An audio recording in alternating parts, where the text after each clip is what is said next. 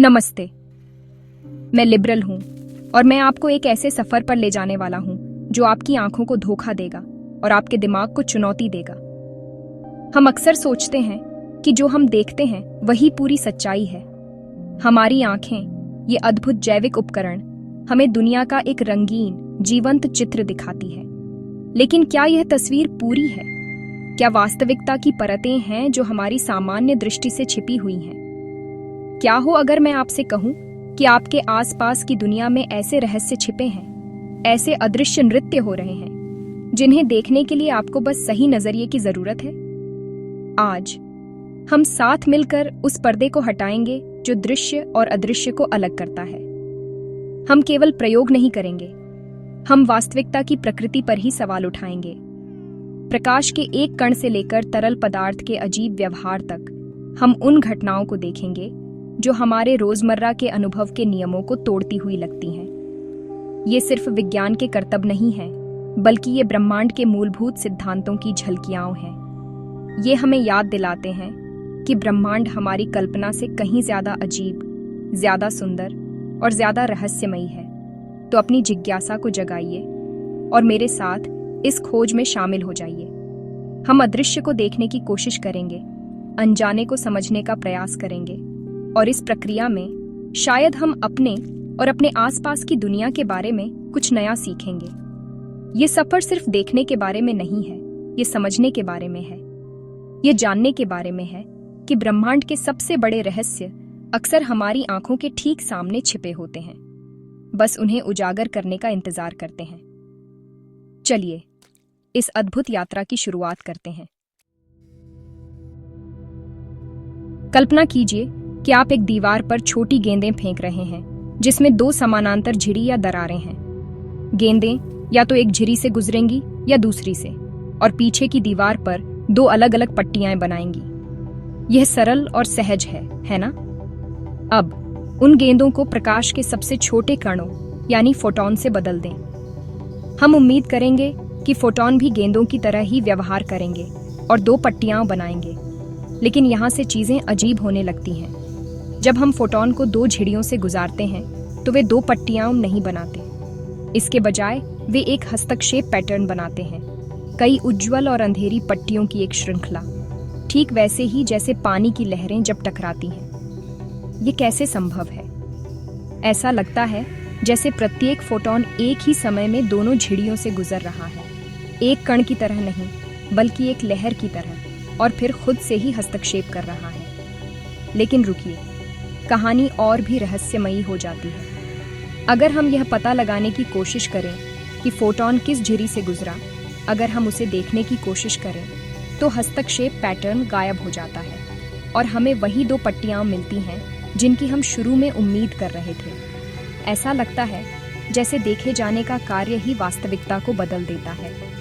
यह क्वांटम यांत्रिकी का दिल है, एक ऐसी दुनिया जहां कण एक ही समय में लहरें और कण दोनों हो सकते हैं, जहां अनिश्चितता ही एकमात्र निश्चितता है। यह प्रयोग हमें दिखाता है कि वास्तविकता उतनी ठोस नहीं है जितनी हम सोचते हैं। प्रकाश, जैसा कि हमने अभी देखा, एक लहर की तरह व्यवहार करता है और इन लहरों में एक गुण होता है जिसे ध्रुवीकरण कहते हैं। यह उस दिशा को संदर्भित करता है जिसमें लहरें कंपन करती हैं। कल्पना कीजिए कि आप एक रस्सी को ऊपर और नीचे हिला रहे हैं और यह लहर एक ऊर्ध्वाधर बाड़ के माध्यम से गुजर रही है।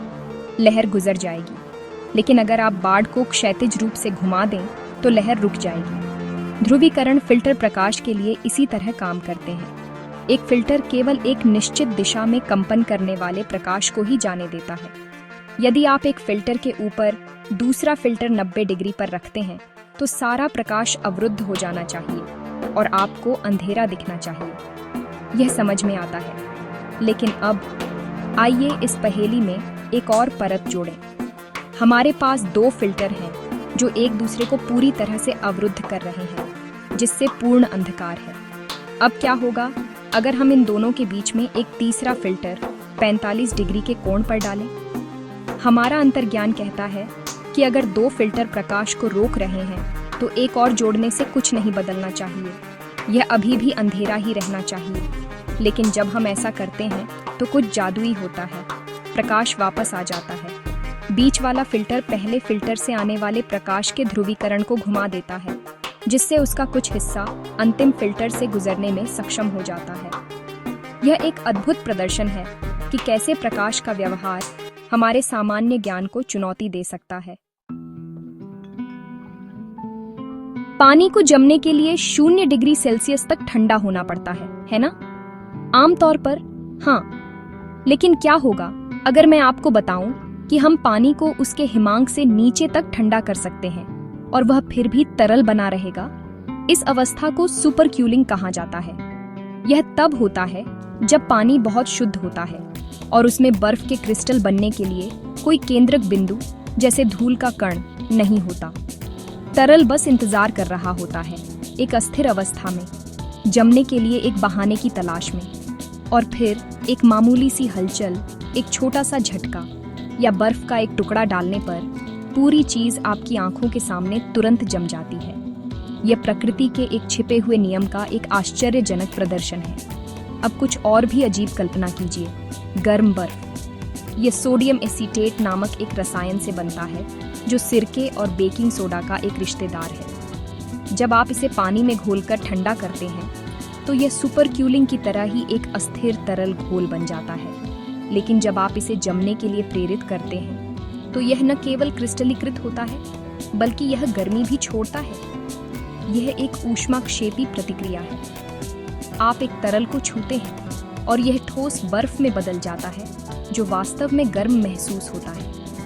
यह हमें दिखाता है कि पदार्थ के परिवर्तन तरल से ठोस में केवल तापमान के बारे में नहीं है, वे ऊर्जा के भंडारण और विमोचन के बारे में भी हैं, जो हमारे आसपास की दुनिया में हर पल होने वाली एक अदृश्य प्रक्रिया है। जब आप आग के बारे में सोचते हैं तो आप क्या कल्पना करते हैं? शायद एक चमकदार नारंगी पीली लौ जो प्रकाश और गर्मी बिखेर रही हो। आग दृश्यमान होती है, लेकिन क्या हमेशा ऐसा होता है? चलिए मेथनॉल या आइसोप्रोपिल अल्कोहल जैसे कुछ अल्कोहल जलाते हैं। जब आप इन्हें जलाते हैं तो कुछ बहुत ही अजीब होता है। ये जलते हैं, ये गर्मी पैदा करते हैं, लेकिन सामान्य रोशनी में इनकी लौ लगभग पूरी तरह से अदृश्य होती है। आप अपनी उंगलियों को इसके ऊपर ले जाकर गर्मी महसूस कर सकते हैं। आप देख सकते हैं कि इसके ऊपर की हवा कैसे कांप रही है, लेकिन आप लौ को ही नहीं देख सकते। यह एक भूतिया आग है जो वहां है पर दिखती नहीं। यह अदृश्यता क्यों? सामान्य आग में चमक कालिख के छोटे गर्म कणों से आती है जो जलते समय चमकते हैं, लेकिन अल्कोहल बहुत साफ जलता है, लगभग कोई कालिख पैदा नहीं करता। इसकी लौ मुख्य रूप से पराबैंगनी और अवरक्त स्पेक्ट्रम में प्रकाश उत्सर्जित करती है, जो हमारी आंखों के लिए अदृश्य है। यह एक शक्तिशाली अनुस्मारक है कि हमारी दृष्टि विद्युत चुंबकीय स्पेक्ट्रम के एक बहुत ही संकीर्ण बैंड तक ही सीमित है। हमारे चारों ओर प्रकाश की पूरी दुनिया है, रेडियो तरंगें, माइक्रोवेव, एक्स-रे, जिसे हम नहीं देख सकते। अदृश्य ज्वाला हमें उस विशाल अनदेखी वास्तविकता की एक छोटी सी खतरनाक झलक देती है जो हर समय हमारे चारों ओर मौजूद है। कल्पना कीजिए कि आप एक तरल को नियंत्रित कर सकते हैं, उसे अपनी इच्छा से आकार दे सकते हैं, उसे नुकीले कांटों में बदल सकते हैं जो गुरुत्वाकर्षण को चुनौती देते हुए ऊपर उठते हैं। यह विज्ञान कथा जैसा लगता है, लेकिन यह लौह द्रव या फेरोफ्लूइड के साथ संभव है। फेरोफ्लूइड एक अनोखा तरल है जिसमें नैनोस्कोपिक चुंबकीय कण निलंबित होते हैं। सामान्य रूप से यह किसी भी अन्य गहरे रंग के तरल की तरह ही व्यवहार करता है, जो अपने कंटेनर का आकार ले लेता है। लेकिन जैसे ही आप इसके पास एक चुंबक लाते हैं, सब कुछ बदल जाता है। तरल जीवंत हो उठता है, एक रहस्यमयी प्राणी की तरह प्रतिक्रिया करता है। चुंबकीय क्षेत्र की अदृश्य रेखाओं का अनुसरण करते हुए तरल सुंदर और जटिल पैटर्न में खुद को व्यवस्थित करता है। यह स्पाइक्स और चोटियों का एक जंगल बनाता है। प्रत्येक स्पाइक चुंबकीय बल की एक रेखा का प्रतिनिधित्व करता है। आप चुंबक को हिलाते हैं और तरल नृत्य करता है, हर हरकत का तुरंत जवाब देता है। यह प्रयोग हमें चुंबकत्व की अदृश्य शक्ति को एक ठोस, दृश्यमान तरीके से देखने की अनुमति देता है। हम अक्सर चुंबकत्व को एक रहस्यमयी शक्ति के रूप में सोचते हैं जो दूरी पर काम करती है, लेकिन फेरोफ्लूइड उस शक्ति को एक भौतिक रूप देता है जो हमें दिखाता है कि ये बल क्षेत्र कितने वास्तविक और जटिल है। यह प्रकृति की एक अदृश्य शक्ति का एक कलात्मक प्रदर्शन है। अब तक हमने बाहरी दुनिया के छिपे हुए पहलुओं को देखा है, लेकिन क्या होगा अगर सबसे बड़ा रहस्य हमारी अपनी आंखों और दिमाग के काम करने के तरीके में छिपा हो? प्रकाशीय भ्रम हमें इसी की एक झलक देते हैं। एक घूमती हुई सर्पिल छवि को देखें, कुछ सेकंड के लिए उस पर ध्यान केंद्रित करें और फिर अपने हाथ को देखें। आपका हाथ अजीब तरह से विकृत, फैलता हुआ या सिकुड़ता हुआ दिखाई देगा। यह क्या है? आपका दिमाग गति की धारणा के प्रति इतना अभ्यस्त हो गया कि जब आपने दूर देखा तो उसने विपरीत गति का एक भ्रम पैदा कर दिया। यह दिखाता है कि हम जो देखते हैं वह केवल हमारी आंखों से आने वाली जानकारी नहीं है, बल्कि यह हमारे दिमाग द्वारा की गई एक व्याख्या भी है। एक और उदाहरण लें, प्रसिद्ध ड्रेस की तस्वीर जो कुछ लोगों को नीली और काली और दूसरों को सफेद और सुनहरी दिखाई दी। ये इस बात का एक आदर्श उदाहरण है कि हमारा दिमाग रंगों को कैसे संसाधित करता है। ये स्वचालित रूप से प्रकाश की स्थिति का अनुमान लगाता है और रंगों को समायोजित करता है। आपके दिमाग का अनुमान मेरे दिमाग के अनुमान से अलग हो सकता है, जिससे हम दोनों एक ही छवि को बहुत अलग तरीके से देखते हैं। ये भ्रम केवल मनोरंजक तरकीबें नहीं हैं, वे एक गहरा सत्य प्रकट करते हैं। हमारी धारणा व्यक्तिपरक है। हम दुनिया को वैसे नहीं देखते जैसी वह है, बल्कि हम उसे वैसे देखते हैं जैसे हम हैं। हमारी वास्तविकता हमारे अपने मस्तिष्क द्वारा निर्मित एक संस्करण है। आज का हमारा सफर हमें वास्तविकता की सतह के नीचे ले गया है। हमने देखा कि कैसे प्रकाश एक ही समय में कण और लहर दोनों हो सकता है, कैसे अदृश्य बल तरल पदार्थों को आकार दे सकते हैं और कैसे हमारी अपनी धारणा हमें धोखा दे सकती है।